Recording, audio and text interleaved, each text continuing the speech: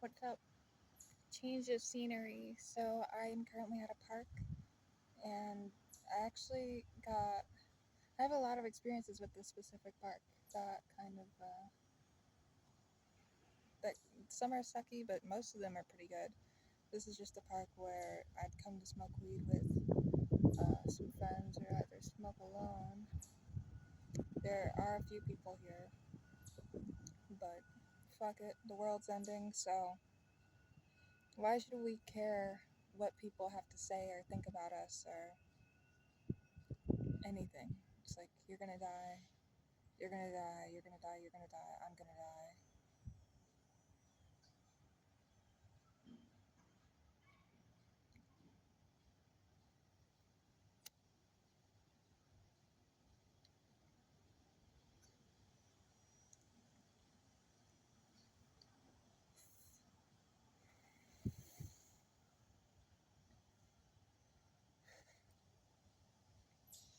Dr. Thorn and the 13th Sign. The personal log of Dr. Aris Thorn, found in the bottom drawer of her desk at the Asterfield Clinic.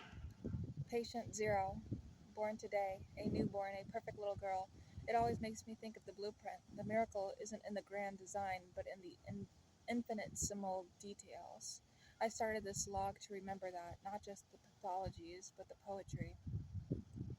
The nucleus, the library of Alexandria in every cell, every single one of her trillions of cells holds the complete set of instructions to make her. Every skin cell, every neuron, every leukocyte. It's a library where every book is the same, but each cell only reads the chapter relevant to its job. The quiet hum of DNA replication is the sound of life itself persisting. In a female body, that central library always contains the X chromosome plan. No YA fundamental quiet difference. Blood. The salty ocean within her blood is a universe. Plasma, the salty sea that carries everything. Red blood cells, endless biconcave courier ships, billions of them doing nothing but ferrying oxygen from lungs to fingertip. Without a nucleus, without a thought, only purpose.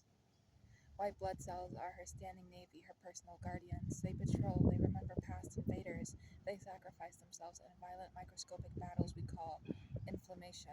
And platelets, the tiny sticky carpenters, swarming to plug a leak before the whole world drains out. All of this suspended in a liquid that tastes of iron and salt. The brain, the electrochemical symphony. Not a computer, a symphony, a 3 pound universe of firing neurons and rewiring pathways, the cerebellum, ensuring her gait to smooth, her hands steady, the amygdala, the seat of fear and passion, a primal echo, the hippocampus, etching memories like a scribe, the prefrontal cortex, the conductor trying to make sense of it all, to impose reason on the limbic system storm.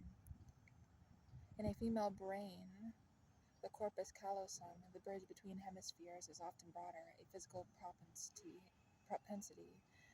for connection, for integration, thought, emotion, memory. It's all just chemistry and electricity, yet it creates her.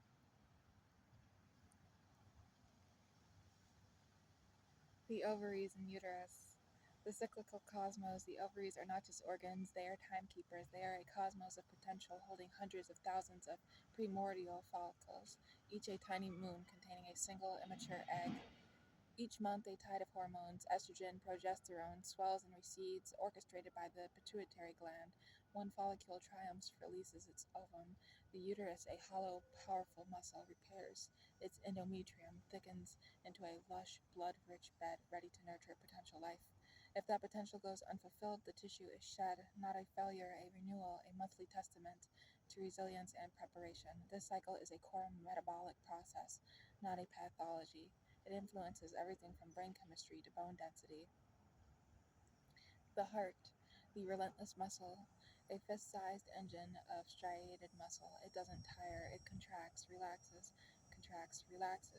Systole, diastole, it has its own electrical pacemaker, the sinoatrial node, a tiny spark that keeps the rhythm for a lifetime. In a female body, it often beats just a little faster. It pumps that universe of blood through 60,000 miles of vessels, a network so vast, if laid end to end, it would circle the world twice. all to serve that 3-pound universe in her skull. The lungs, the bellows, two pink spongy bellows in a bony cage. The diaphragm contracts, they expand, drawing in air. The alveoli, millions of tiny grape-like sacs, perform the silent magic, trading carbon dioxide, the waste of fire, for oxygen, the source of it. Her vocal cords, two elegant bands of tissue stretched across the larynx, modulate the exhalation into laughter, song, speech, or a sigh. Breath is the first act and the last.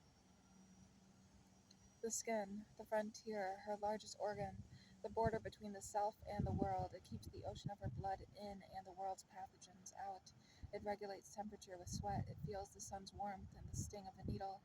It is a canvas of scars, freckles, and lines, a topographical map of a life lived. It is where she is touched, and that touch is translated by nerves into signals of comfort, pain, or connection, sent directly to the electrochemical symphony. The gut, the alchemical core, a tube from mouth to anus, but oh so much more, a internal ecosystem. Teeth grind, stomach acid dissolves, enzymes break it all down into base components. Amino acids, fatty acids, sugars, the small intestines, a labyrinth of absorption, pulls the building blocks of the world into her body to become her. In the microbiome, trillions of bacteria, a unique personal fingerprint of organisms. They digest what she cannot. They train her immune system. They even produce neurotransmitters that whisper to her brain. The gut is not just for processing food, it is a core part of her well-being. Saw a chart today that just listed female complaints. It reduces this entire magnificent, interconnected system to a problem. It misses the point entirely. She is not a collection of parts to be fixed, but a universe of processes to be understood. The goal is not to cure her of being herself, but to help her symphony play in harmony.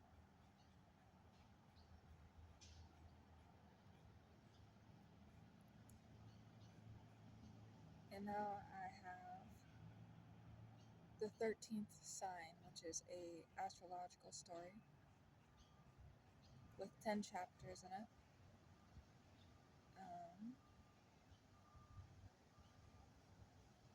Which I may make a follow-up video for, just because I'm currently at the park. And for some reason I feel like people are watching me. That's not comfortable for me at the moment.